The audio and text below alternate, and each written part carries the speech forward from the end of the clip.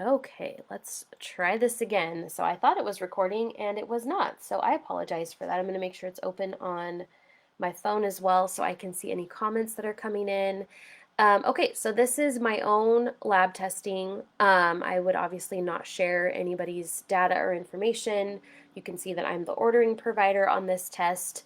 And you can already see based off of just this screenshot, this is page 1 of 16, that we already see uh, far and above what we would ever see on blood lab testing. So we can already see the estrogen, progesterone, testosterone numbers. We can see my cortisol, how it's being metabolized, etc.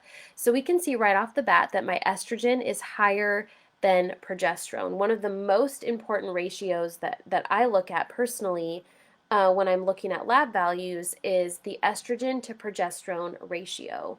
Um, these dials actually should be right in the center here. So that green little dial should be right here.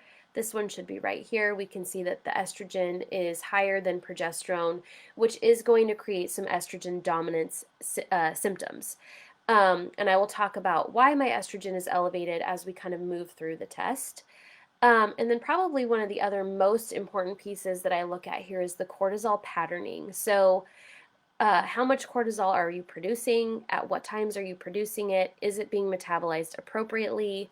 This gives us a really good indicator of three things: how strong your adrenal glands are, which is really, really important as you move into menopause. Um, we are also looking at inflammation. So it's a really good indicator of how much gut inflammation you have. It also gives us an indicator of your nervous system response. So we want to make sure that all three of those things are dialed in when we are addressing cortisol patterning, okay? So we can see right off the bat in these dials that my cortisol, my 24-hour free cortisol is elevated. I am metabolizing it, but my metabolism is having to work pretty hard to metabolize all of that cortisol. And when we see numbers like this, you generally feel pretty crappy. Women tend to have insomnia, anxiety, irritability, blood sugar dysregulation, all of that stuff. It is not a fun experience. So what we see is that waking cortisol is within normal limits. You can see we want to be between, excuse me, these two black lines. And then about 2 hours after waking, we get a really high peak in cortisol that feels awful, and then a big drop. And then I was also having kind of a peak in the middle of the night as well.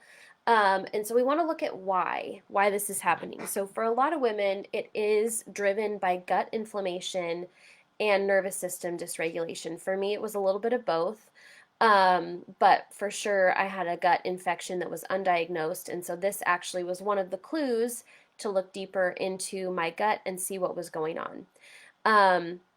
So let's dive into this here. So this page is just all of the numbers that go into these ranges here. I don't find this page particularly useful. I find the dials much more useful, but it is all good information. So on this page, what we're looking at is how is your body breaking down DHEA, which is your master hormone, okay? So we can see that mine is breaking down to some androgens, which can cause things like acne.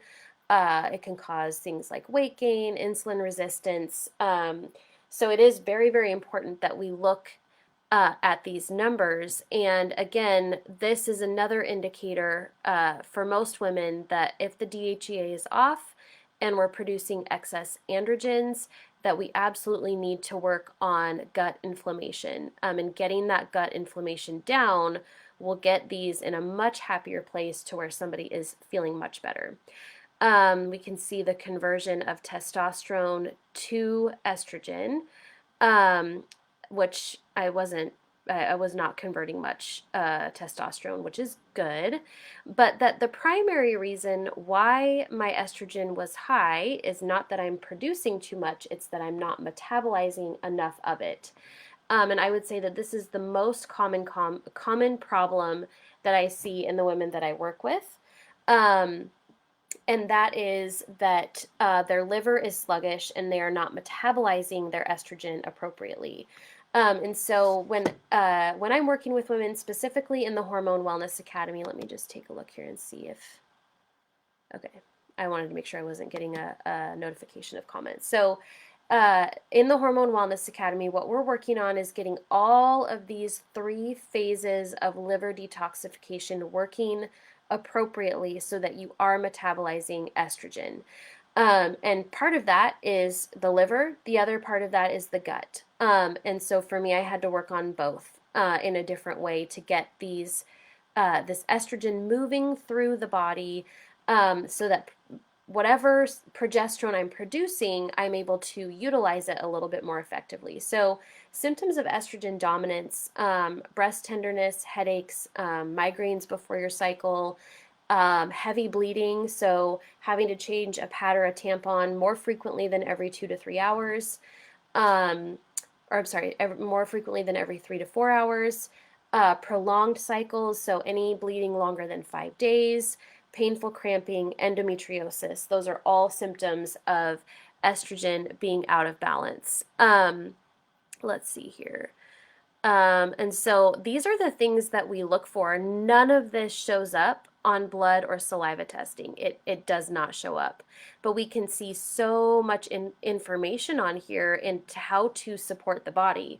Now, before I ever got into actually providing the Dutch hormone panel for people, um, I had been doing a ton of research on hormones and began creating a process to address the 3 primary root causes of hormone imbalance. And it just so happens that this test shows those root causes as well. And so, working through the Hormone Wellness Academy does address all of the things that we see on this lab testing, which is awesome to know.